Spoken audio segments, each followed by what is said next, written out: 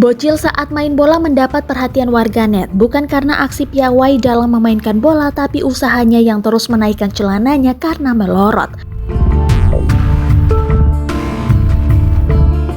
Bagaimana tidak, bocil itu mengenakan celana yang sangat kebesaran, sehingga saat akan menendang bola dia berusaha merapatkan celananya. Namun ketika kaki diayunkan saat menendang bola, celananya langsung melorot memperlihatkan bagian belakangnya.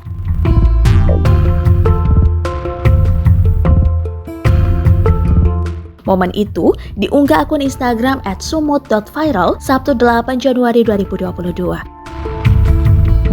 Warganet pun mendoakan agar kelak bocil yang tak diketahui identitasnya ini bisa mendapatkan kesuksesan dan menjadi bintang sepak bola.